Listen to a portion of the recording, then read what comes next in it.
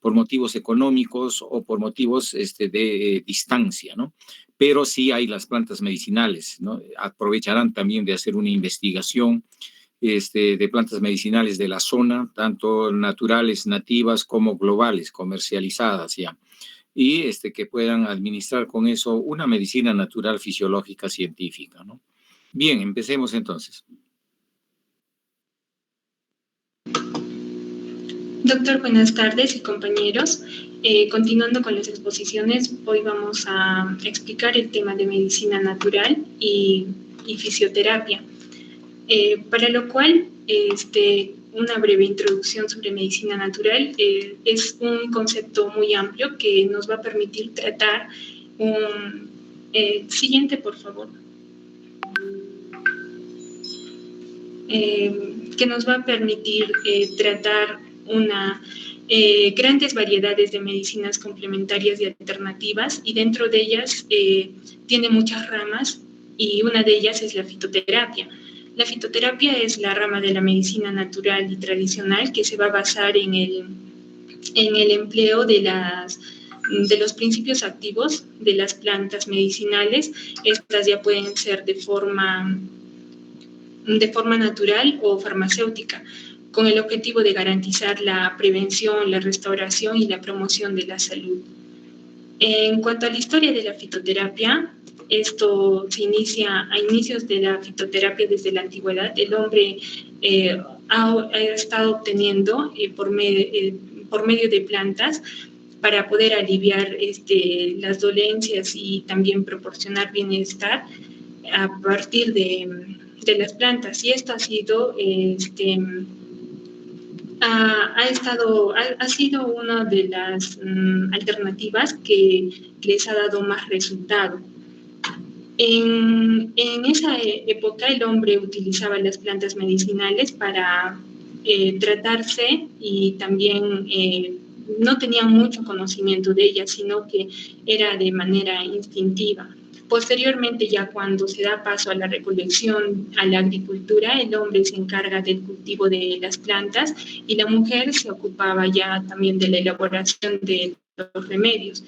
En ese tiempo, las enfermedades también se atribuían a unas fuerzas sobrenaturales, por lo que se usaba las plantas medicinales, y esto iba también unido a algunos ritos mágicos, siendo así la figura representativa en estas culturas el chamán o el curandero.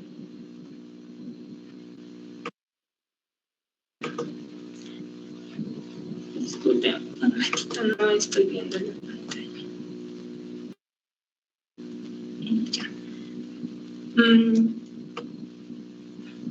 Ya. Posteriormente, también junto al inicio de la fitoterapia, se desarrolla distintas culturas, como la cultura egipcia, la cultura china, India y Grecia. En la cultura egipcia se inicia la fitoterapia de una forma más racional, que estaba aplicada a datos importantes que reflejaba el uso y el conocimiento de estas plantas medicinales en esta época. Y también se encuentran algunos papiros en los que tenían información sobre estas plantas, ¿no? Como el papiro de Eber, que fue 1500 años antes de Cristo, en el que hacía referencia a las plantas medicinales, mientras que en el papiro de Cajún, que fue 1900 años antes de Cristo, que describía los remedios que estaban relacionados con las enfermedades femeninas y de asistencia al parto. En la cultura china, ya también aquí queda reflejada la aplicación de las plantas medicinales en un libro amarillo de la medicina interna del emperador, y que hasta el día de hoy le sirve como consulta en la medicina tradicional china.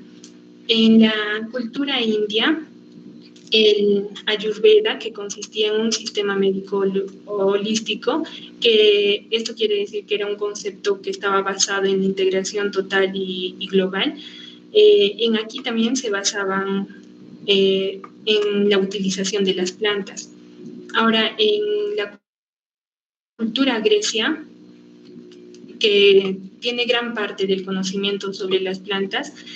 Estas van a tener como personajes importantes a dos, que es Dioscórides, que es un médico griego, que fue el gran recopilador de la fitoterapia en el siglo I, y a Hipócrates, que se basaba en su tratamiento el hecho de que usaba todos los alimentos y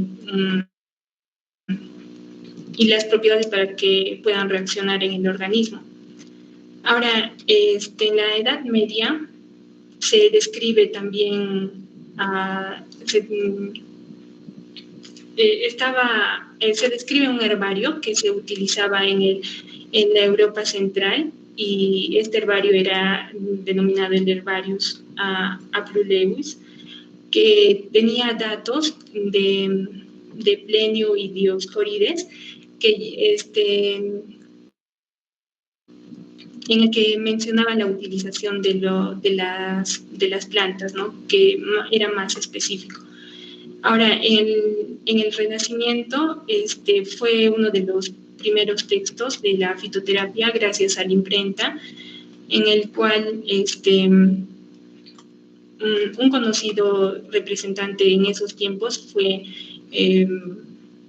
Paracelso, que fue un médico alquimista suizo que propugnó una forma simple de herboristería, que se basaba en las observaciones y la propia experiencia en el terreno de la medicina popular. Y así también luego se desarrolla la botánica experimental y el estudio de la biología, de la fisiología de estos vegetales. Y en el siglo XIX, los encargados de la manipulación de las plantas medicinales, que fueron ya los que mencioné, en esta época fue una época a la que denominan la época de la Revolución Industrial, en la que empezaron a fabricarse los medicamentos. Y por último, en el siglo XX, se desarrolló ya la fitoterapia como tal, y hasta la actualidad se sigue utilizando. Siguiente, por favor.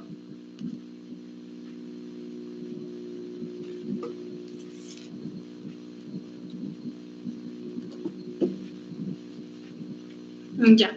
Ahora, en los conceptos fundamentales es importante tener en cuenta también la diferencia entre droga y medicamento. Droga vamos a mencionar a todo material complejo de origen natural, sea ya de procedencia animal o vegetal, y que puede ser utilizado en la terapéutica, mientras que un medicamento es toda sustancia natural o sintética que se va a administrar en el organismo, y esto tiene que ser con una dosificación y de forma farmacéutica adecuada. Y también esta va a servir para curar o para prevenir las enfermedades. Muchas veces solemos confundir estos dos términos y a veces lo comprendemos como si fuesen sinónimos, pero no es así, porque las drogas, como ya les mencioné, consiste en la forma original o la forma de la materia prima de muchos medicamentos de plantas medicinales, que son aquellas que van a proporcionar las drogas vegetales. En cuanto a la definición, podemos definir de una manera sencilla que la fitoterapia es el empleo de las plantas para tratar o prevenir las enfermedades. Siguiente, por favor.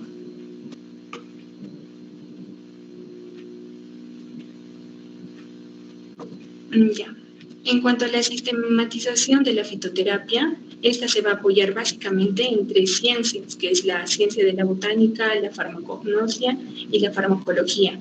De la botánica es que se adquiere conocimientos de morfología, fisiología y bioquímica, y también de la taxonomía del reino vegetal. Estos van a estar indispensables para el manejo racional de las plantas medicinales. Ahora, la farmacognosia es una ciencia que está aplicada al estudio de las materias primas naturales de procedencia animal o vegetal, que estas pueden ser utilizadas en la terapéutica. Y la farmacología es otra ciencia que está aplicada al estudio de la fitoterapia y que se refiere a la acción de los principios activos de estas plantas medicinales. Siguiente. Ya. Vamos a ver aquí cómo actúa la fitoterapia. La fitoterapia actúa como una medicina alopática, es decir, que va a estar basada en la utilización de los principios activos capaces de contrarrestar el problema.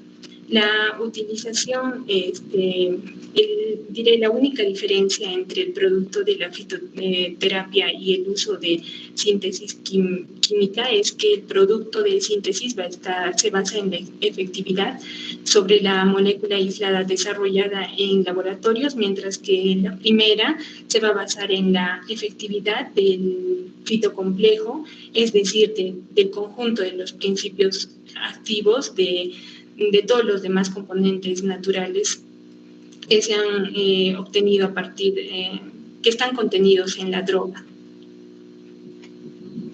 Siguiente, por favor.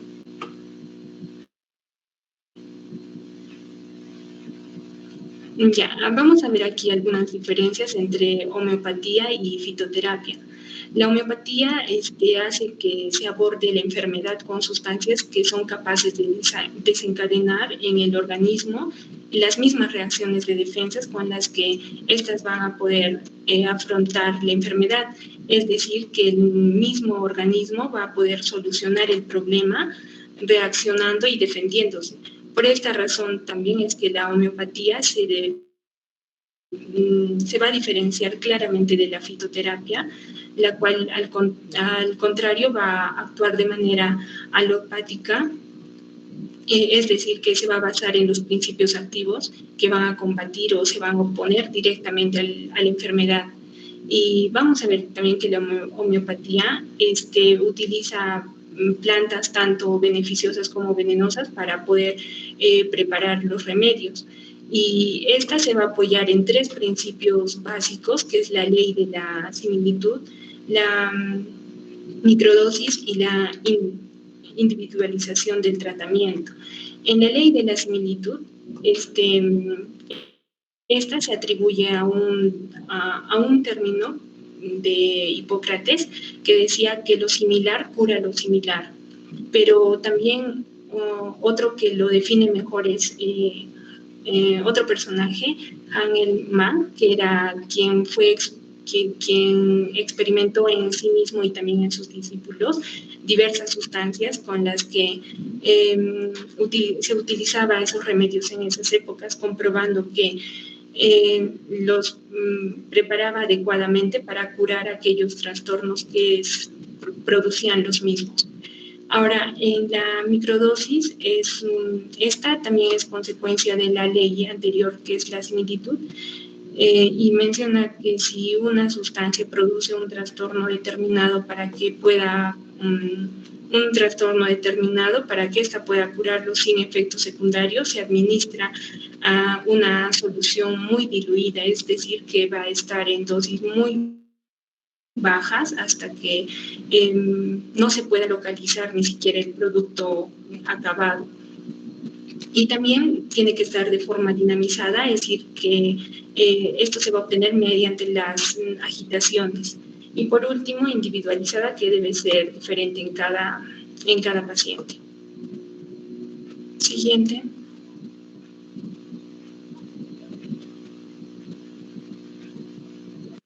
Tenemos que fijar lo que son algunos conceptos fundamentales. Dentro de estos, vamos a denominar a lo que es la droga. Va a ser todo material complejo que es de origen natural, ya sea de procedencia animal o vegetal, que puede ser utilizada en la terapéutica, ¿no? Su apellido, doctor Félix. Mormontoy, doctor. Y medicamento va a ser toda sustancia natural o sintética que administrada al organismo con una dosificación y la forma terapéutica adecuada va a servir para curar o prevenir lo que son las enfermedades, ¿no? Entonces, limitándonos a los vegetales, vamos a tener varias clases, ¿no? Primeramente tenemos a las unidades floridas, que son los extremos apicales de los tallos, ¿no? Con hojas o flores, incluso los frutos, ¿no? Primeramente tenemos a lo que es la florida de espino blanco, que es una de las plantas medicinales que va a ser utilizada para mejorar lo que son las enfermedades cardíacas, ¿no? Y del sistema circulatorio. Otro vendría a ser la vara de oro, que va a ser, estimula la producción de orina y la eliminación de arenilla en los riñones, ¿no? Y por último, la milia rama, ¿no? Que se atribuye a esta planta las propiedades antiinflamatorias y antiespasmódicas, ¿no?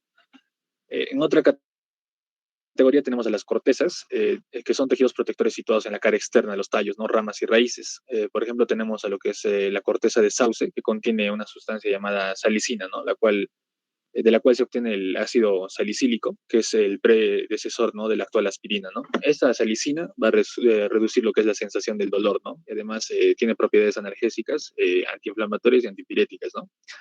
Otra planta vendría a ser el viburno, que es sedante, tiene propiedades de sedante, ¿no? Antiespasmódica, antiinflamatoria, antiséptica y diurética, ¿no? Siguiente, por favor.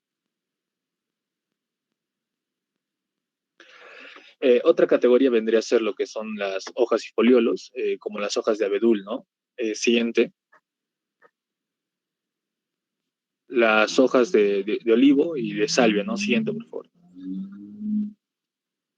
Dentro de otra categoría tenemos a los que son las flores e inflorescencias, ¿no? Como estas tenemos a la manzanilla, ¿no? En otra categoría tenemos a los frutos, como el escaramujo, ¿no? Que es rico en vitamina C. Otra categoría vendría a ser las semillas. Dentro de estas tenemos a las semillas de colquico, ¿no? Que tiene propiedades antiinflamatorias. Dentro de estas tenemos otra categoría que son los órganos subterráneos, ¿no? Dentro de estas tenemos a lo que es la raíz de genciana, ¿no? Que tiene una propiedad antihelmíntica, antiinflamatoria y antiséptica, ¿no? Y por última categoría tenemos a las plantas enteras, ¿no? Que a veces se van a emplear como drogas, plantas enteras incluyendo lo que son las raíces o bien las partes aéreas, ¿no? Dentro de esto tenemos a la pulmonaria, ¿no? Que tiene propiedades expectorantes y evita la irritación de la garganta, ¿no? Siguiente, por favor. Dentro de otra categorización tenemos a las drogas no organizadas, ¿no? Que van a comprender dentro de este grupo los aceites, los zumos, las gomas, las resinas, los bálsamos y el látex, ¿no? Ahora, las sustancias químicas contenidas en las drogas pueden clasificarse desde el punto de vista medicinal en constituyentes inactivos que están desprovistos de efectos terapéuticos, ¿no? Y constituyentes o principios activos que van a poseer una acción farmacológica y por lo tanto efectos terapéuticos, ¿no? Dentro de esto, las drogas vegetales se someten a una serie de tratamientos, ¿no? Para obtener lo que son las llamadas preparaciones galénicas, ¿no? Esto es una técnica, ¿no? Farmacéutica que se utiliza para transformar una sustancia, ¿no? Con propiedades terapéuticas en un preparado que va a permitir, ¿no? La conservación de los principios activos y ya sea de fácil administración para el paciente, ¿no? Dentro de esto tenemos algunos conceptos, ¿no? Algunos puntos, primeramente, que es la tintura, ¿no? Que se obtiene por acción del alcohol a temperatura ambiente, ¿no? Sobre drogas secas, ¿no? Cuando la droga es fresca, se habla de una tintura madre, ¿no? Las tisanas, que son disoluciones de drogas, ¿no? De agua fría, una maceración o caliente, ¿no? O que podría ser una infusión o una decocción, ¿no?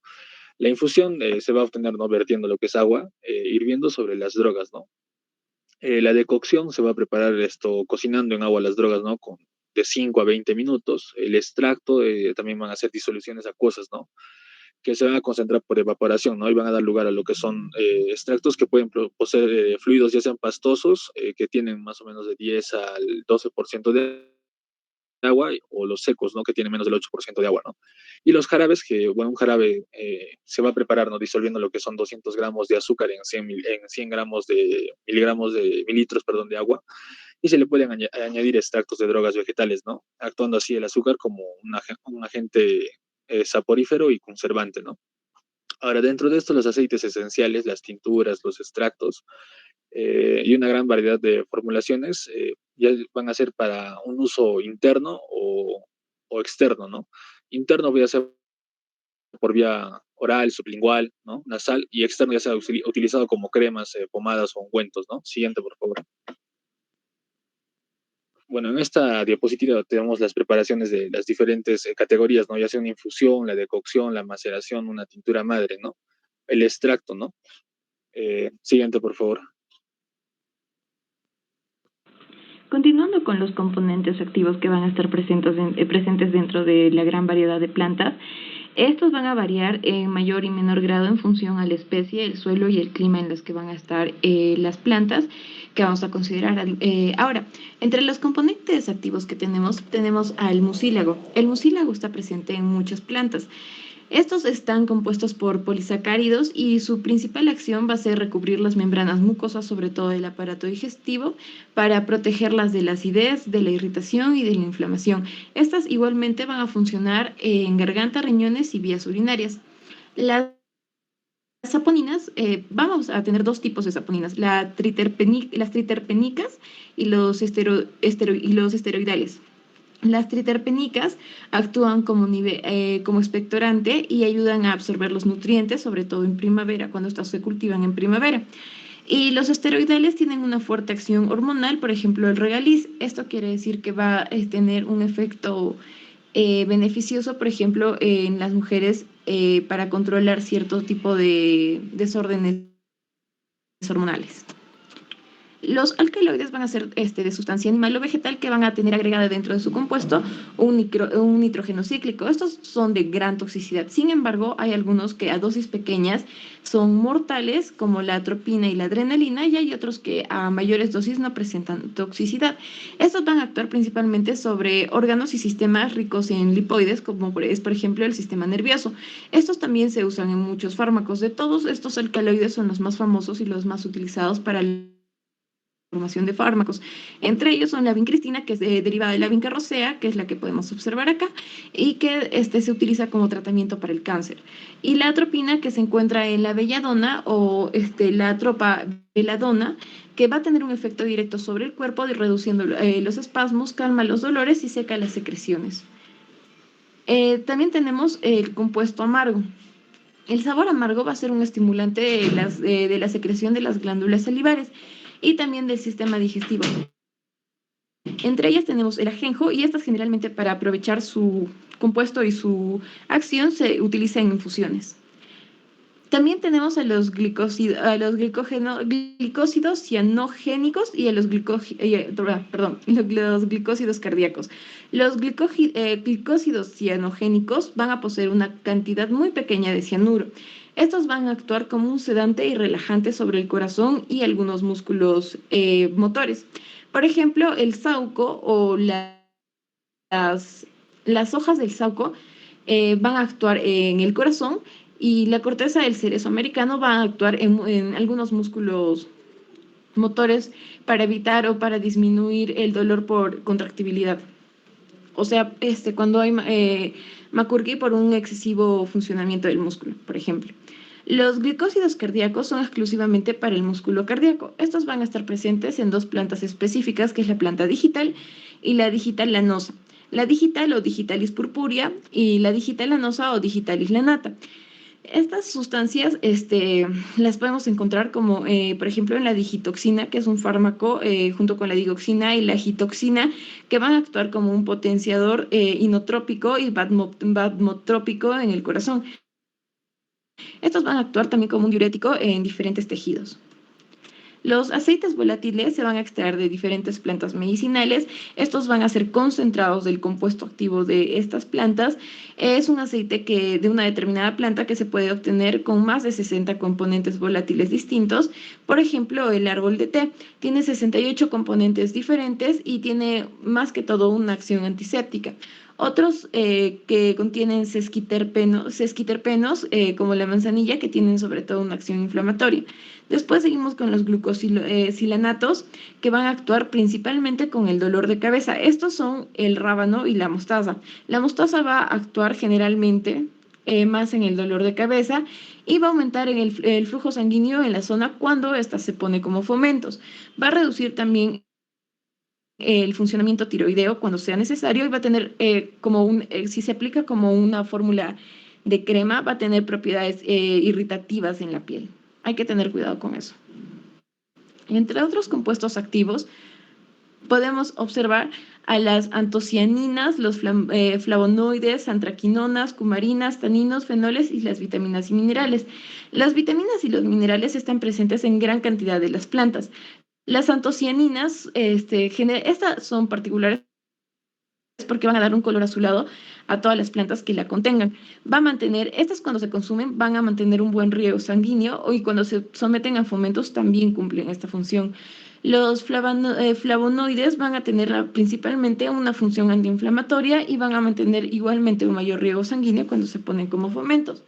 Las antraquinonas van a actuar principalmente como un laxante que actúa sobre el intestino grueso. Las cumarinas van a fluidificar la sangre, por ejemplo, el meliloto y otras como la quelina van a actuar como un relajante de músculos lisos. Los taninos, mayormente que se encuentran en cortezas, actúan como repelente de insectos, pero también si es que estas son más procesadas y se utilizan por vía externa en piel, pueden juntar tejidos, por ejemplo, el roble. O sea, por ejemplo, en cortes puedes usarlo para juntar ambos tejidos. Los fenoles, incluyen en su composición el ácido salicílico, que se utiliza en la elaboración de la aspirina. Estos también, como el timol, tienen una acción antiinflamatoria y antiséptica. Entre algunas plantas que están presentes en nuestro país y están a nuestro alcance, podemos verificar que algunas de sus propiedades son, por ejemplo, el ajo. Su principio activo es la lisina, que va a dar el olor característico del ajo y sus propiedades terapéuticas. Este va a prevenir generalmente la aterosclerosis, va a ayudar a la circulación sanguínea y tiene una actividad hipolipemiante un poco baja y un efecto antiagregante plaquetario igual bajo. El anís, generalmente... A ver, perdone, doctora Mendieta, ¿para qué serviría en COVID-19 el ajo? El ajo, en COVID-19 se dice que el ajo también tiene una propiedad antiinflamatoria y antiséptica. Entonces, se consume el ajo para evitar la inflamación o disminuir la inflamación y también como antiséptico. Para las complicaciones no tardías en la fase 3, antiagregante plaquetario, ¿bien? ¿No? Entonces sería muy interesante, ¿no? Por eso están utilizando bastante ajos, ¿no? Sigamos. Ya, doctora, está bien. El anís, lo que se utiliza el anís son los frutos. Estos frutos van a contener hasta el 3% del aceite esencial que contiene todo el anís. Este va a ser el componente su componente principal es el anetol. Este va a estar utilizado principalmente como un expectorante, se recomienda en infusión y su preparación va a ser una media cucharita de frutos machacados en una taza de agua. La alcachofa, se recogen las hojas, estas van a ser funcionales cuando sus hojas son recogidas en primavera o cuando estas están en floración. Van a poseer la propiedad de anfocoleréticas, que significa la formación y eliminación de bilis. Otros son los havanoides y los taninos, que van a tener una función principalmente antiinflamatoria y va a poseer una acción biliar, tanto como hepatoprotector, generan como un regenerador celular, por ejemplo, en casos de cirrosis hepática. La cúrcuma va a tener diferentes propiedades. Esta es una de los principales ingredientes en la comida oriental. Algunos de los más importantes es que es antiséptico, es desinfectante, es antioxidante y es cicatrizante. El eucalipto va a tener como principio activo el cineol y el eucaliptol. Va a poseer propiedades antisépticas en vías respiratorias y urinarias, y en vías respiratorias generalmente se usa como un fomento. El ginseng también es rico en vitaminas y en minerales y va a ayudar a la fatiga física y también a los disturbios ligados a la vejez y al estrés. El hinojo va a tener dos acciones principales. A nivel intestinal es antiespasmódico y a nivel respiratorio es expectorante. La menta tiene el componente activo en un aceite esencial presente en sus hojas y sus propiedades son principalmente antiespasmódico, antiséptico y va a ayudar a acelerar la digestión y estimula la secreción de la bilis. La lavanda, el principio activo se encuentra en el aceite esencial que se encuentra principalmente en sus flores. En sus flores va a contener alcoholes terpénicos, que son principalmente el linalol, y este va a contar con propiedades sedativas, antiespasmódicas y antisépticas. La manzanilla, que es una de las más populares en nuestro país y en nuestra cultura, Destaca su propiedad antiinflamatoria y estimula el apetito y también facilita la digestión y generalmente es usado como infusión o fomentos para disminuir inflamaciones en zonas específicas.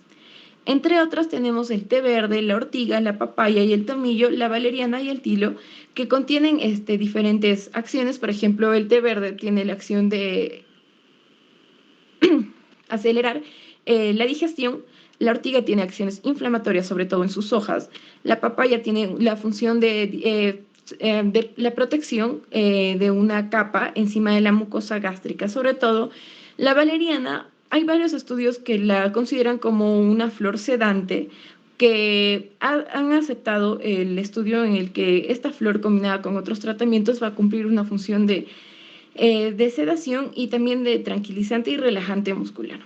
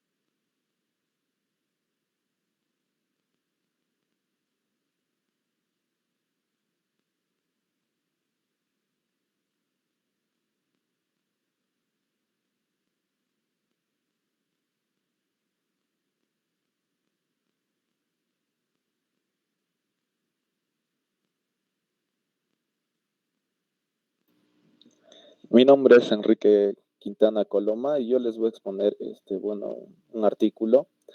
Este artículo lo tiene por título Plantas medicinales utilizadas en el tratamiento de enfermedades de la piel en comunidades rurales de la provincia de Los Ríos, en Ecuador.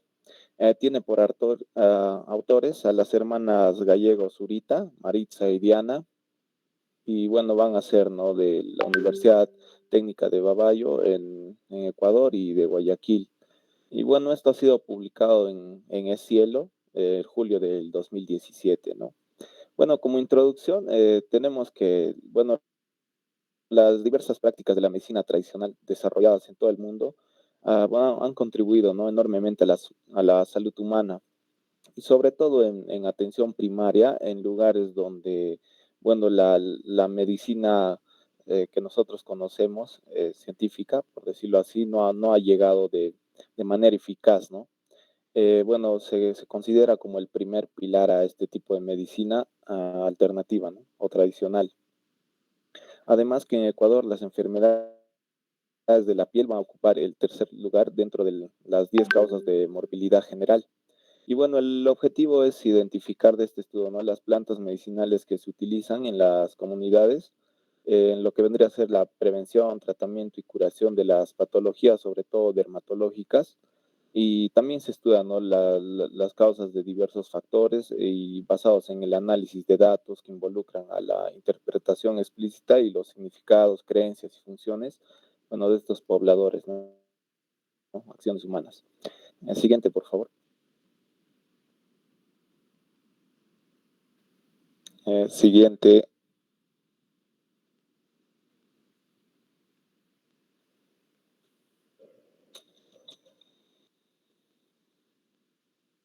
Ya, bien.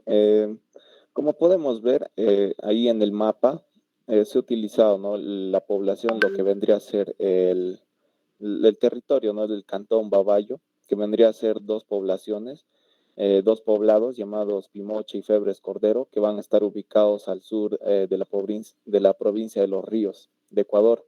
Bueno, ahí habitan más o menos 38.982 ciudadanos que están integrados en 10.743 familias. Y bueno, de estas se utilizó, ¿no?, más o menos a 321 jefes de familia que van a estar constituidos por 198 mujeres y 123 hombres, entre edades de 17 y 76 años. Este estudio va a ser descriptivo, de corte transversal. Además, se ha realizado un análisis cualitativo etnográfico con el fin de conocer los conocimientos y significados respecto a los remedios tradicionales en base a estas plantas.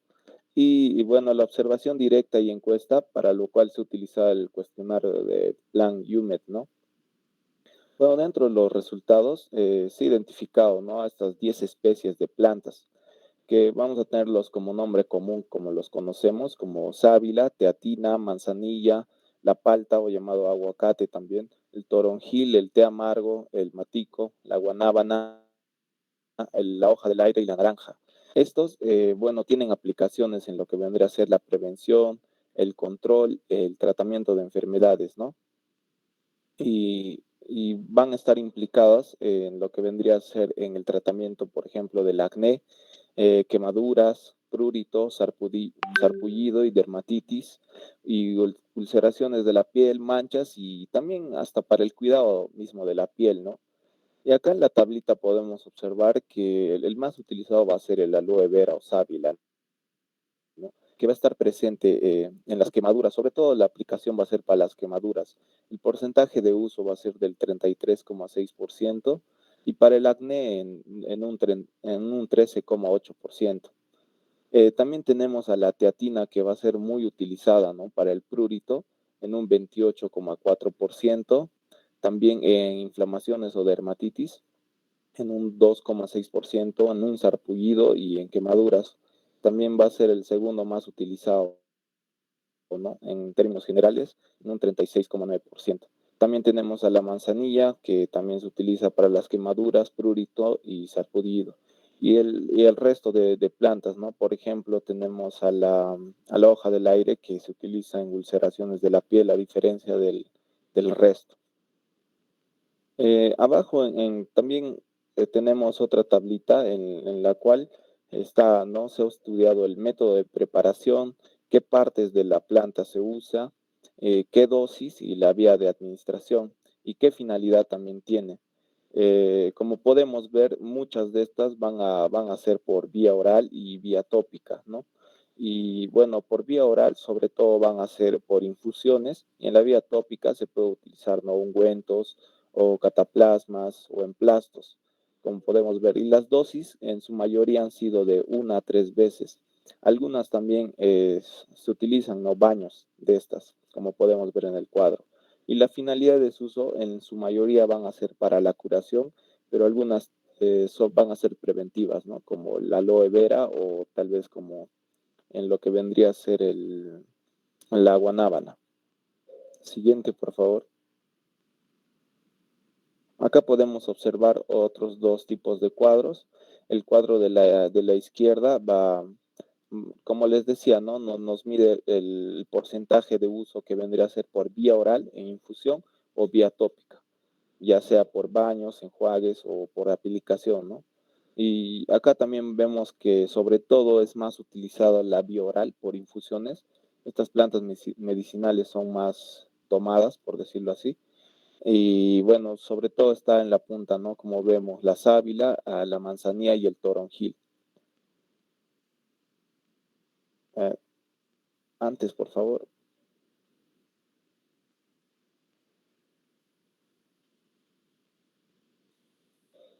Y tenemos al lado derecho las especies, ¿no? Que se utilizan en la prevención o la curación.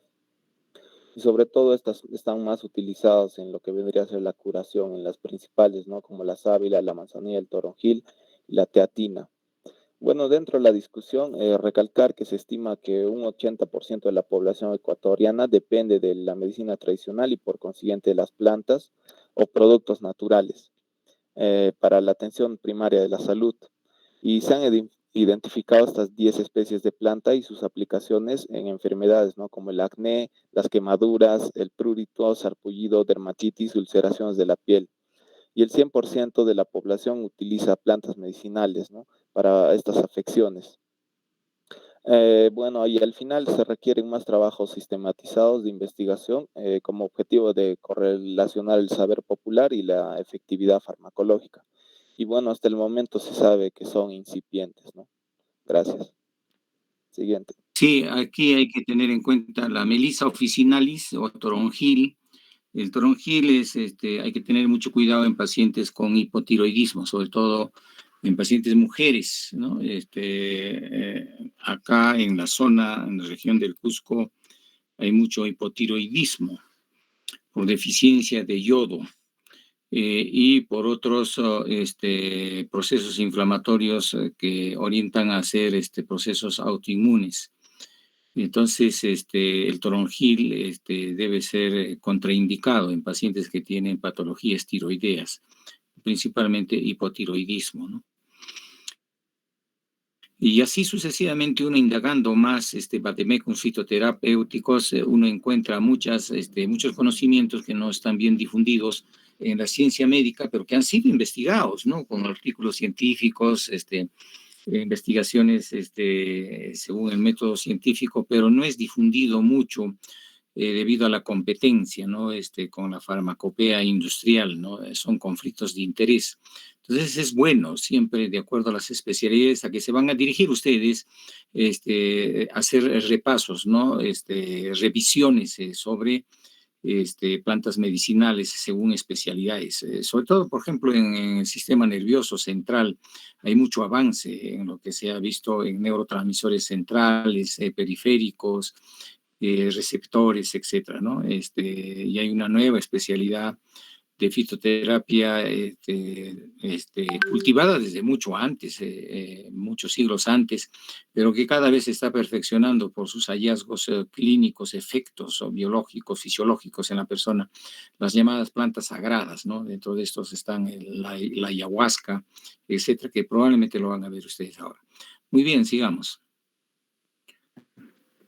Bueno, antes de decir también la sábila tiene un principio activo muy importante que incluso cuando se pone tópicamente en la región torácica, hacia la zona pulmonar, ayuda bastante a controlar la temperatura y el proceso inflamatorio exagerado en los pacientes COVID-19. Es también muy importante a tener en cuenta. Muy bien, sigamos. Doctor, buenas tardes. Quintanilla Berríos, Ana Gabriela. Bueno, como segundo artículo tenemos el artículo titulado Plantas medicinales y compuestos puros con efecto protector ante el daño hepático que provoca el metotrexate. Este artículo ha sido publicado el 18 de julio del 2021 por la revista Cadena de Cerebros y la autora es María Adelina Jiménez Arellanes.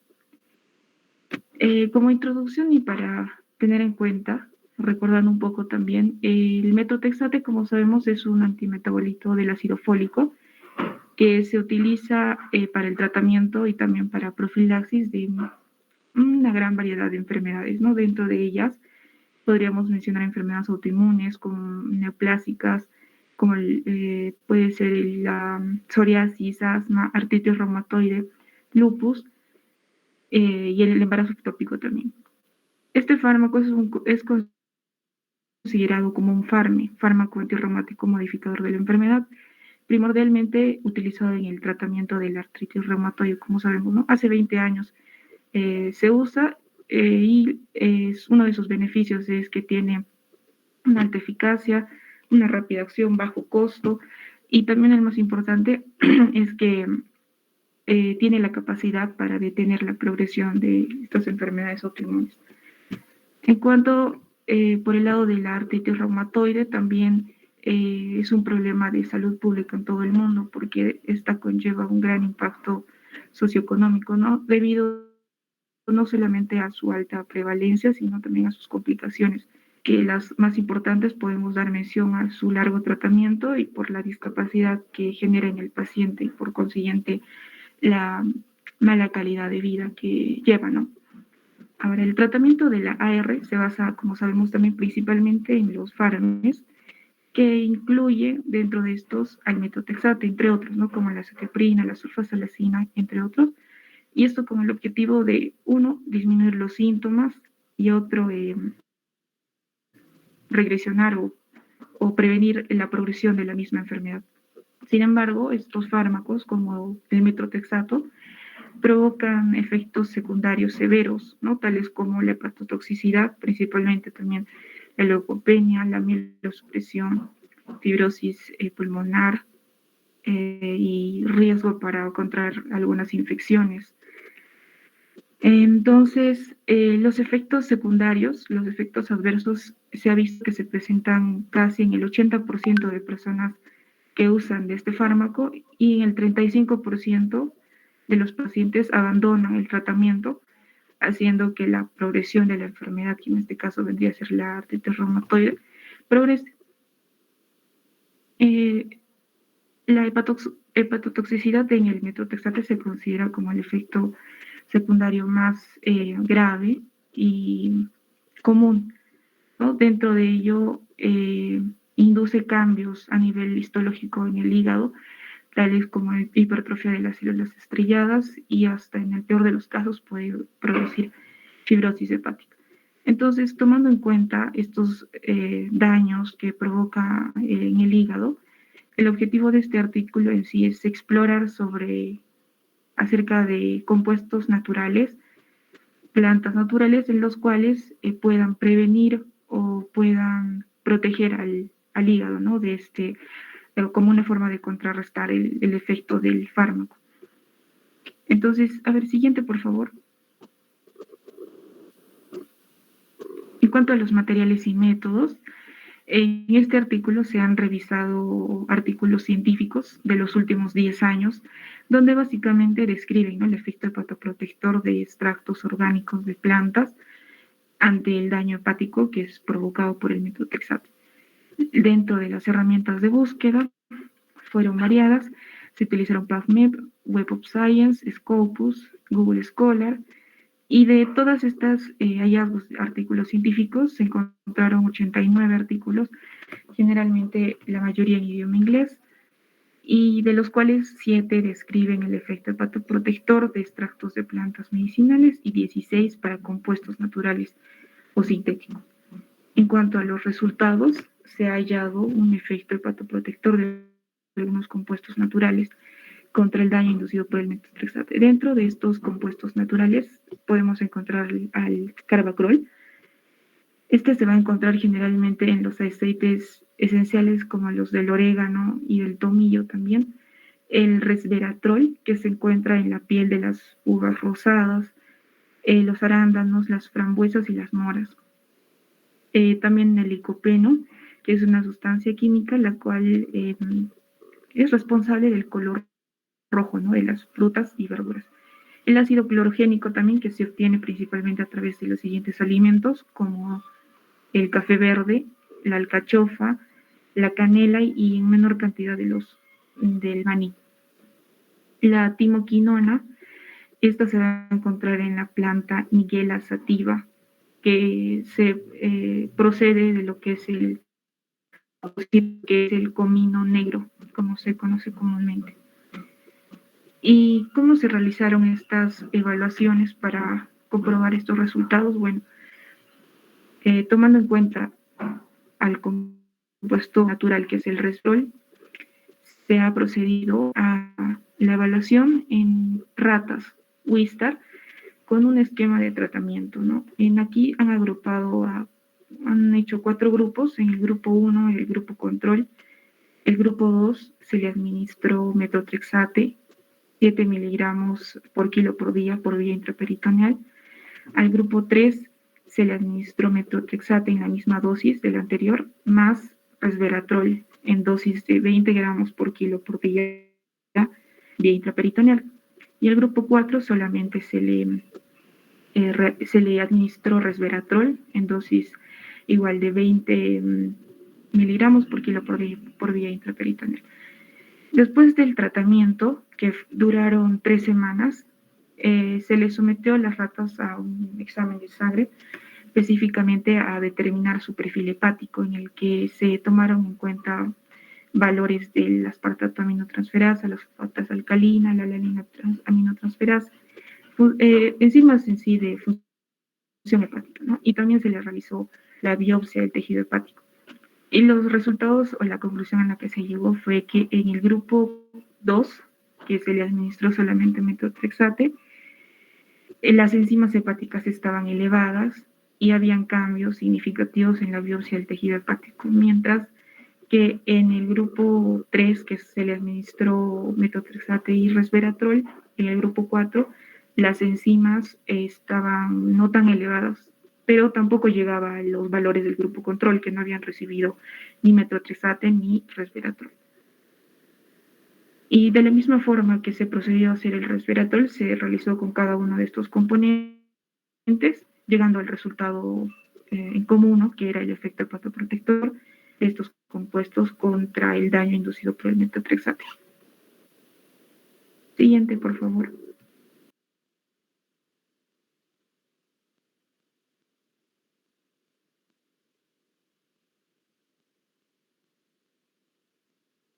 Doctor, disculpe, ¿me puede decir si se escucha, por favor, bien el audio? Y sí, está muy bien. Pero a ver el audio del video, si no se escucha. Ahí, ahora sí, a ver.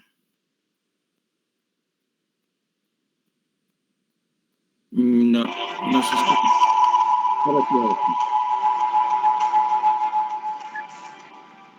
La fitoterapia es la ciencia que estudia la utilización de las plantas en las enfermedades. Está lejos el audio, es muy bajo. Que incluso recientemente la OMS ha resumido una serie de principios activos de algunas plantas y comparándolas con las acciones terapéuticas. Existen incluso algunas de las plantas que tienen poderosos ingredientes o principios activos, como por ejemplo la Tal vez bellota. es un resumen breve porque no se escucha muy bien. Es muy bajo el sonido. Está bien, doctor. Bueno, hemos presentado un video donde un doctor hace un programa en YouTube que es Medicina para Todos, en el que explica los beneficios que ya hemos dado en la exposición sobre las plantas. En este explica también cómo es que las plantas han sido utilizados en años anteriores, sobre todo por nuestros antepasados, que usaban sobre todo estas plantas con fines medicinales para distintos tipos, por ejemplo, inflamaciones, enfermedades, e incluso hasta algunos para operaciones, como dijimos anteriormente, algunos usaban para cerrar heridas. La mayoría de los compuestos de estas plantas se encuentran entre sus flores y también se encuentran entre las plantas. La fitoterapia en sí es la rama de la medicina natural que va a estudiar específicamente los fines medicinales de las plantas, de las hojas. Es una rama que se limita a este grupo de plantas. Estos, podemos contar con la historia de que han sido utilizados bastante con fines terapéuticos. Tienen fines terapéuticos desde ser antisépticos, desde ser antiinflamatorios, algunos antitusígenos y entre otros tenemos, por ejemplo, algunos antiespasmódicos. También tenemos que se han utilizado junto con el alcohol algunas plantas como sedantes, por ejemplo, la coca. Esto ha sido utilizado por, como dije antes, nuestros antepasados, por lo cual ahora el estudio de la fitoterapia es de gran importancia ahora porque podemos sacar bastantes cápsulas o bastantes medicamentos o fármacos naturales de estas que pueden ayudar a la regulación de las enfermedades. Tanto también cabe mencionar de que no todo lo natural es bueno, sino que también hay que saber que algunos son tóxicos, como mencionamos anteriormente. Algunos de estos, de las plantas o de algunas flores, suelen tener componentes tóxicos, como es así el cianuro o como por ejemplo la atropina. Pero la mayoría de estas, según utilizadas por un experto para fines terapéuticos, suelen tener buenos resultados y las personas generalmente aprovechan estos para no recurrir a medicamentos. Es lo que dice el video, doctor. Bien, bien. Ahí en el chat les he puesto para cultura general, el programa de José Luis, del médico cirujano, médico preventivo de medicina nutricional, medicina natural, José Luis Pérez Alvela, de lunes a viernes, de 4 a 9 horas. Es todos los días, de lunes a viernes, incluso los sábados y domingos tiene programas especiales, con horarios especiales. Pero lo importante es de que el doctor José Luis Pérez Alvela hace entrevistas a investigadores mundiales y nacionales, que es muy conveniente conocer, ¿no?, las experiencias de estos profesionales especialistas que hacen investigación de alto nivel respecto a todo lo que es medicina natural, científica, fisiológica, en todos los campos, en todas las especialidades. Entonces, es bueno hacer el seguimiento al doctor José Luis Pérez Alvela porque ya ha acumulado una buena data respecto a investigaciones últimas de los mejores especialistas en los diferentes sistemas con las diferentes medicinas alternativas y la medicina oficial también, ¿no? Otro autor muy importante que lo encuentran, bueno, esto del doctor José Luis Pérez Alvela lo siguen en Radio Felicidad. El otro autor a que me refiero y les recomiendo bastante es Fran Suárez. Fran Suárez es uno de los bioquímicos más expertos del mundo, que se especializó en terapias de la obesidad. Mediante un equipo de médicos, un equipo de investigadores, ¿no? Entonces es el mejor metabólico del mundo, y en el Facebook tiene cerca de más de 200, 300 videos para en cualquier momento en todas las áreas del organismo poder consultarlo, ¿no? Y puedan ustedes saber mucho de bioquímica clínica, ¿no? Y cómo manejar también la obesidad y diferentes patologías, ¿no? Fran Suárez últimamente ha fallecido, pero siguen todos sus videos y es muy pedagógico, muy académico, para conocer cómo funciona el organismo desde el punto de vista fisiopatológico, fisiológico, y cómo debemos manejar todos los medicamentos, tanto oficiales como naturales. Muy bien, sigamos. Bueno, doctor, para terminar lo del video, también otra vez cabe resaltar de que como en el video dice, a pesar de que todo, muchas personas tienen la creencia de que todo lo natural es bueno, no es cierto, no todo lo natural es bueno. Y siempre el tratamiento de fitoterapia hay que asociarlo a un tratamiento médico. Para concluir nuestra exposición, vamos a presentar nuestro caso clínico, Mendoza Vargas, doctor. Siguiente, por favor, ya. En el relato de la enfermedad se describe un paciente varón de 40 años de edad que acude a consultorio por presentar un cuadro clínico de 32 horas de evolución, caracterizado por temblores de las manos, mareos, palpitaciones y debilidad muscular. El paciente recibió un tratamiento de lorazepam de 2 miligramos cada 24 horas desde hacía 2 meses sin ninguna reacción adversa. El paciente nos relata que desde hace 4 días comenzó a tomar infusiones de valeriana y de pasiflora. El primer y segundo día, 2 horas antes de dormir, tomó una infusión de valeriana y repitió antes de acostarse junto con una infusión de pasiflora sin tener ninguna sintomatología. El tercer día, antes de dormir, tomó las plantas, pero esta vez en forma de comprimidos. Tomó valeriana y pasiflora de 300 y de 380 miligramos respectivamente. Y en esta oportunidad el paciente presentó un ligero temblor que desapareció en poco tiempo de acostarse y también presentó nerviosismo y posteriormente una fuerte somnolencia. Y el cuarto día volvió a repetir la dosis de medicamento y las drogas de vegetales y momentos antes de acostarse presentó un fuerte temblor en las manos, mareos, palpitaciones y fuerte somnolencia y posteriormente se quedó dormido. Siguiente, por favor. Dentro de los antecedentes familiares se descartó, enfermedad de temblor esencial, enfermedad de Parkinson y de Wilson, y dentro de los antecedentes personales lo único que menciona es que consumía frecuentemente productos derivados de plantas medicinales. Al examen físico, la frecuencia cardíaca fue de 60 latidos por minuto, la presión arterial de 128 sobre 74 milímetros de mercurio. Presentaba inquietud al hablar, presentaba inquietud al hablar, no se evidenció temblor, la auscultación cardiorrespiratoria es normal, con ruidos rítmicos, y la exploración neurológica no se detectó ninguna alteración del habla ni de la comprensión, los pares craneales eran normales, no hubo signos meningios, ni alteraciones en el tono ni fuerza muscular, y también los reflejos se encontraban normales.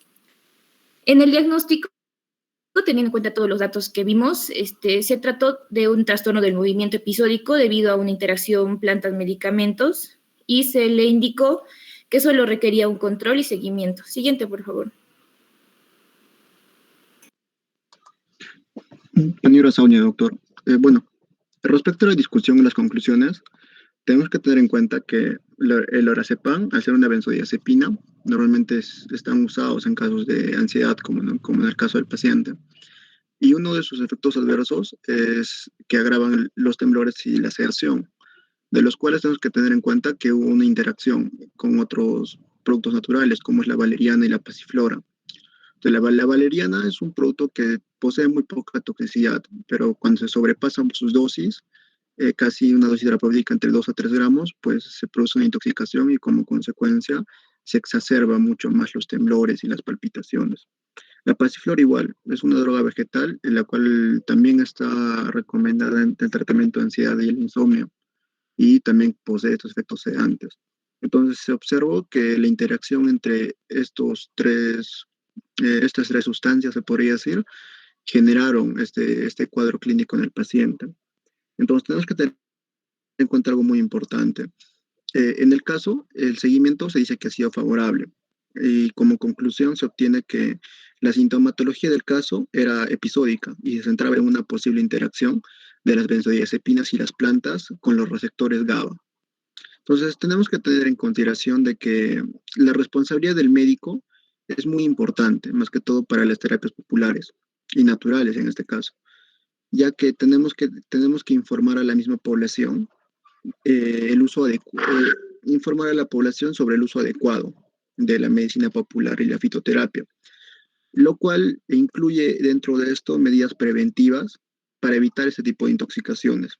Y también comentarles sobre las interacciones farmacológicas que pueden provocarse para evitar ese tipo de casos, ¿no? En la interacción de estas sustancias, tanto naturales y farmacológicas. Eso sería todo, doctor, respecto a la discusión y la conclusión. Gracias.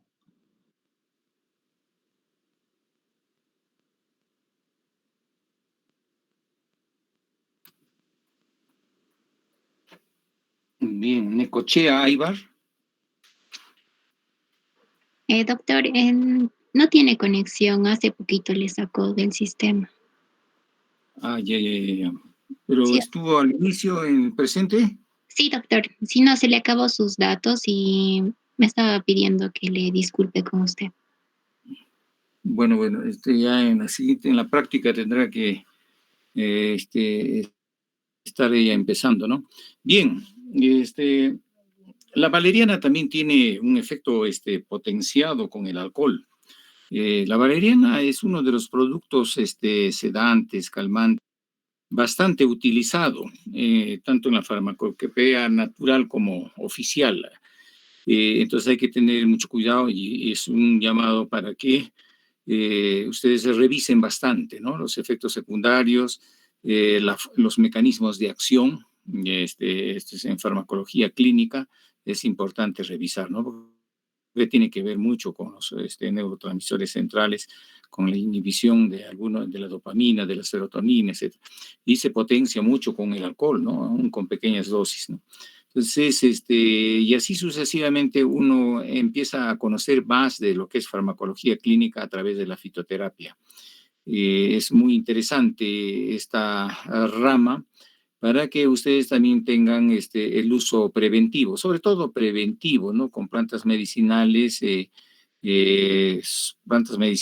puras o plantas medicinales alimentarias, llámense verduras, hortalizas, que puedan a uno mejorar, ¿no? Por ejemplo, el rabanito es muy interesante, el consumo permanente, ¿no? El ajo, la cebolla, etcétera. No solo que hay que profundizar en la literatura, ¿no? Todo está escrito, todo está ya investigado, sino que es restringido la medicina, que esto desarrollado la medicina natural en el sentido de que es una medicina natural fisiológica, científica, es una medicina nada más, ¿no? Porque es la medicina más sana, la medicina que menos efectos secundarios puede producir en el organismo y la mejor preventiva, ¿no? Mantenerlos en estado sano, en no envejecimiento precoz, evitar la presencia de enfermedades precoces en la persona. Entonces es una medicina muy cara, ¿no? Solamente para ricos. Pero aquí tenemos la oportunidad de que nuestra cultura tiene muchos conocimientos sobre ello, ¿no? Entonces debemos saber convertir la medicina complementaria, alternativa, como un método de medicina natural, fisiológica, científica para estudios longitudinales, ¿no? Abrir consultorios como lo está haciendo Chile, Ecuador, Bolivia, Argentina, ¿no? Tienen sistemas sistemas de medicina natural, fisiológica, científica ya insertados dentro o complementados, articulados con la medicina académica, con la medicina oficial, ¿no? Además, la medicina académica, hablando en oro, tal vez sea lo que se recibe en los 7 años, tal como se está dando en nuestro país, probablemente es el 25, 30% a lo más de lo que es la medicina en nuestra práctica profesional, ¿no?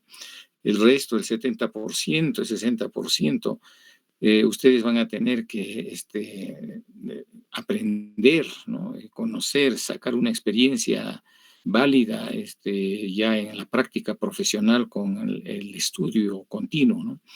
La aplicación del método clínico, perfeccionar el método clínico, ¿no? Que poco se nos enseña en la academia.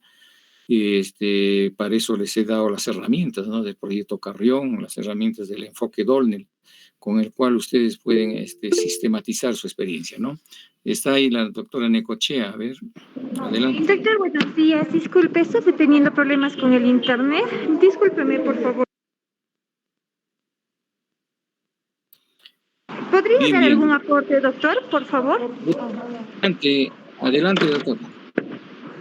Bien, como hemos visto, ¿no? Debemos de recordar también que la fitoterapia es una ciencia antigua.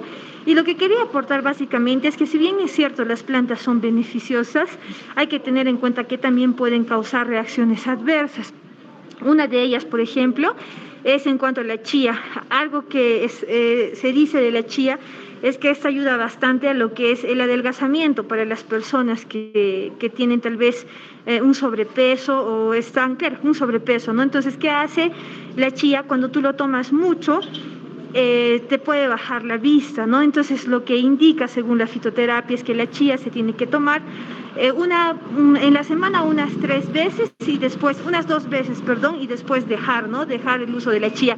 También hay que tener en cuenta que algunas plantas pueden causar irritaciones, ¿no? Ya sea a nivel gastrointestinal, no especifica exclusivamente cuál, pero sí dice que puede causar esas reacciones adversas. Y también lo que quería aportar es que según este artículo, la fitoterapia también es como que la base de todos los medicamentos que ahora tenemos, de los fármacos químicos. La fitoterapia es como que la base de esos, ¿no? Su principio activo, si lo queremos llamar así. Y también ahora en salud se está dando más lo que es, sobre todo para aquellas personas que son muy sensibles a los medicamentos que tienen algunos químicos, se está dando más medicamento a base de plantas, ¿no? Básicamente eso quería acotar, doctor. Muchas gracias. Bien, perdone la pregunta, doctora Noelia, ¿usted qué dificultades técnicas tiene? Porque repetitivamente lo está teniendo. ¿O dónde se ubica usted? ¿De qué Doctor, sitio sino está? que, doctor, estoy ahorita por lo que es San Blas y no está habiendo mucha señal de internet. Es la primera vez que tengo problemas con el internet. Normalmente no. Ya se No le sé. registró Ajá. un antecedente más, ¿no? Es la segunda vez ya. Muy bien, entonces traten de tener más cuidado con estos dispositivos, ¿ya? Para garantizar la continuidad. Bien, como les decía, para terminar el interactivo, toda terapia, todo método curativo tiene que ser sometido al método científico. En nuestra especialidad, ¿cómo se introduce el método científico? ¿No? A través del método clínico.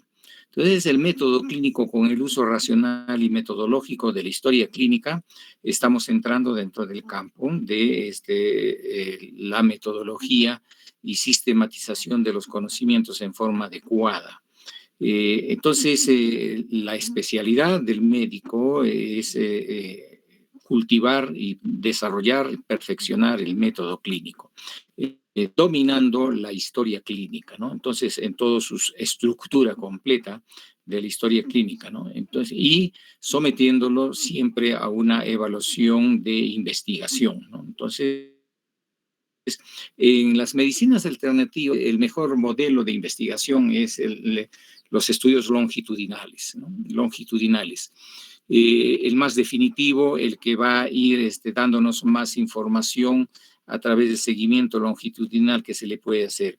Como en toda evidencia científica de medicina, una persona que está haciendo seguimiento longitudinal por 5 años de cualquier fenómeno biomédico, biológico, fisiológico, observado con el método clínico, lo vuelve un experto mundial, ¿no? Entonces, tranquilamente, muchos de ustedes, como se está estilando ya, ¿no? En las universidades más avanzadas en investigación, ya los estudiantes son investigadores con su ORCID, tienen ya su clave, su número de investigador que los distingue de todos los investigadores del mundo, ¿no? Entonces es como el DNI del investigador en el mundo científico, el ORCID, ¿no?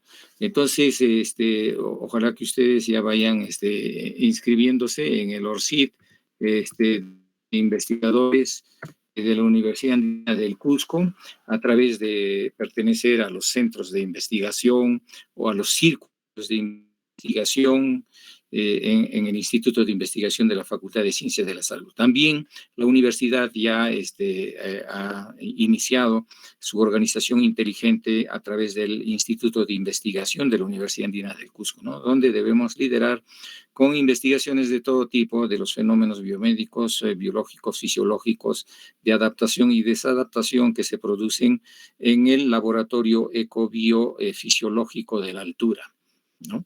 Entonces, esto es lo que los van a distinguir cuando ustedes vayan por cualquier parte del mundo, que ustedes son investigadores de la medicina en altura, ¿no? Son, como les decía, hay que crear, hay que sembrar las bases de líneas de investigación en la universidad, porque les va a servir a ustedes por toda la vida, ¿no? Ya uno en la universidad moderna, ya uno nunca sale